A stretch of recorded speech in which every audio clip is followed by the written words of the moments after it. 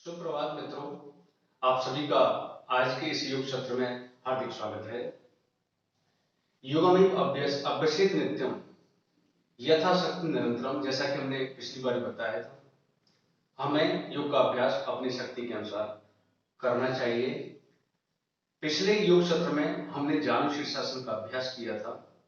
कई बार ऐसा होता है कि हम जानु शीर्षासन का अभ्यास करने की कोशिश करते हैं और उसमें काफी समय लग जाता है, महीनों लग जाते हैं। कारण ये होता है जिनकी पीठ की मांसपेशियां सख्त होती हैं, स्टिफ होती हैं, उनको आगे झुकने में दिक्कत आती है। तो आज मैं आपको जानु शीर्षासन का एक दूसरा तरीका बताता हूं, जिसका अभ्यास करने से हम जानु शीर्षासन का अभ्यास बेहतर रूप से कर सकते हैं। तो सबसे पहले दोनों पैरों को आसन पर सीधा करके दंडासन में बैठ जाएं। दंडासन ये होता है दोनों हाथों को साइड में रख दें, या हम इसमें घुटनों पर भी रख सकते हैं, जैसा कि हमने पिछले योग सत्र में जानु शीर्षासन के अभ्यास में आपको बताया था। दाएं पैर को घुटने से मोड़ें और दाएं एड़ी को मूलाधार चक्र, जो मैंने पिछले योग सत्र में आपको विटप क्षेत्र बताया था, गुदा और लिंग के मध्य जो सीवनी होती है, वहां पर योग शास्त्र के अनुसार मूलाधार चक्र होता है। और ऐसा माना जाता है कि वहां पर कुंडलिनी शक्ति, सर्पेंटाइल पावर, ये वहां पर स्थित होती है। तो ये जो जानु शीर्षासन का अभ्यास है, ना केवल शारीरिक लाभ, ये आध्यात्मिक लाभ भी देता है, मानसिक लाभ भी देता है। और अगर इसका सतत अभ्यास किया जाए तो ये कुंडलिनी शक्ति को जागृत करने में भी आपकी हेल्प करता है।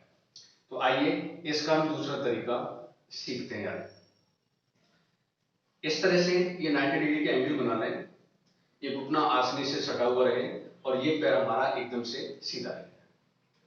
जो पैर सीधा रखा हुआ है उस साइड के हाथ को कमर के पीछे लगभग 1 फीट पीछे रखें। उंगलियां पीछे की तरफ हों, इस तरह से हाथ को नहीं रखना है और इस पटक के बिल्कुल पीछे रखना है, 1 फीट दूर रखें और पीठ को एकदम से सीधा रखें। मैंने पहले भी आपको बताया था कि हमें पूरक, कुंभक और रेचक, इनका अभ्यास भी आसनों के अभ्यास के समय करना चाहिए।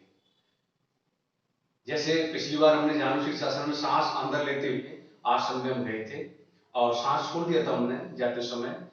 अगर हमें कुछ क्षण रुकना है तो हम बाह्य कुंभक करें, सांस को बाहर ही रुके रखें। अगर अधिक समय रुकना है तो धीमा और गहरा सांस उस समय हमें लेना चाहिए।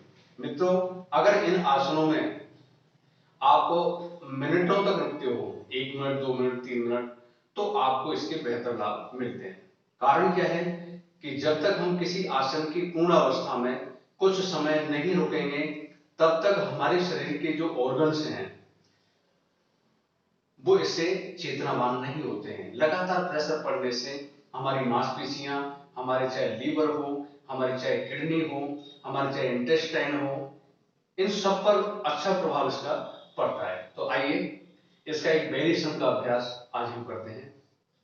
सांस अंदर लेते हुए इस हाथ को इस तरह से रखें, सिर के ऊपर लेके जाएं, हथेली सामने की तरफ, उंगली मिली हुई, और थोड़ा सा ऊपर की तरफ खींचें।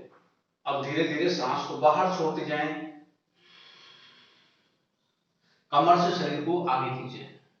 हम क्या करते हैं, हम ऐसे झुकते हैं आगे, कमर से शरीर को आगे खींचें, ये उंगलियां हमारी थोड़ी सी आगे निकल जाएं, और अगर हमारी क्षमता है तो कलाई को भी आगे निकाल सकते हैं। इस पैर को हम बाहर तरफ से पकड़ें, यहां से पकड़ें पहले, और धीरे धीरे हाथ को एड़ी की तरफ बढ़ाते जाएं और इस तरह से एड़ी की अच्छी तरह से ग्रिप बना लें। अच्छी तरह से इसको पकड़ लें और हाथ को थोड़ा सा अपनी तरफ खींचें। इससे क्या होगा, ये हमारे जो साइड में मसल्स हैं इन पर खिंचाव आएगा और पीठ की जो मांसपेशियां हैं वो इससे धीरे धीरे रिलैक्स होने लगती हैं और हमें आगे झुकने में ये सहायता प्रदान करती हैं। इस हाथ को धीरे धीरे पीछे खींचें, आसनी पर रगड़ते हुए हाथ को पीछे लेके जाएं और ये जो बायां कंधा है इसको थोड़ा थोड़ा नीचे दबाते जाएं और बॉडी को कमर से आगे खींचते हुए माथे को टच कर दें। यहां अगर कुछ क्षण रुकना हो तो सांस को बाहर ही रोके रखें, जिसमें योग शास्त्र में इसको बाह्य कुंभक का अभ्यास कहा जाता है। अगर हमें कुछ समय ज्यादा रुकना हो तो हम आराम से इसमें सांस लेते रहें।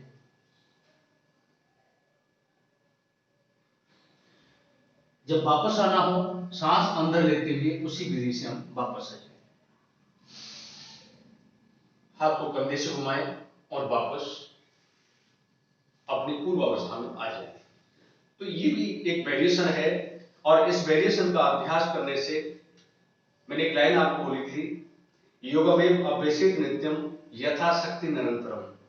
इसमें दो चीजें हैं, एक तो नित्य अभ्यास। अगर हम किसी भी आसन का रोजाना अभ्यास करते हैं और अपनी क्षमता के अनुसार, अपनी शक्ति के अनुसार करते हैं, तो उस पर हम कमांड कर सकते हैं। और जब आसन को हम अच्छी तरह कर लें और कुछ समय उसमें रुक जाएं, तो उसके जो शास्त्रों में परिणाम लिखे हैं वो हमें प्राप्त होते हैं, चाहे हमें शारीरिक है, चाहे मानसिक है, चाहे आध्यात्मिक है। तो ये हमारा एक वेरिएशन का अभ्यास मैंने इसको बताया। एक बार दूसरे पैर से भी इस अभ्यास को मैं आपको बता देता हूँ। बाएं पैर को मोड़ें और बाएं एड़ी को मूलाधार चक्र से सटा दें। ये बाएं तलवा दाईं जंघा के अंदर की तरफ रहेगा। इस पर बैठना नहीं है, केवल हमें सटा के रखना है।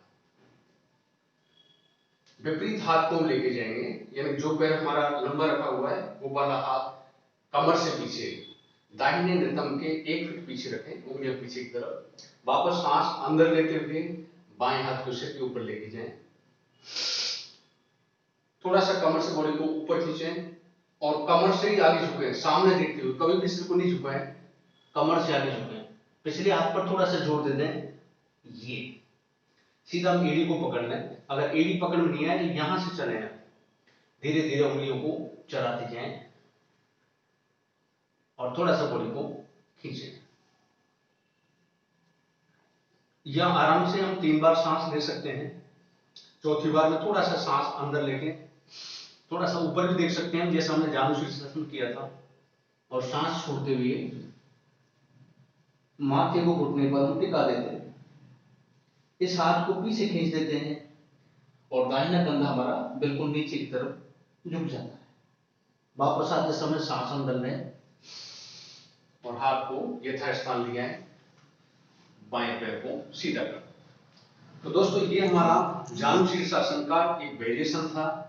इसका अगर आप लोग अभ्यास करेंगे तो मैं ये दावे के साथ कह सकता हूं कि आप जो जानु शीर्षासन का अभ्यास है, कुछ समय में ही उसका अभ्यास आप लोग कर पाएंगे। देखो, जानु शीर्षासन बहुत महत्वपूर्ण आसन है।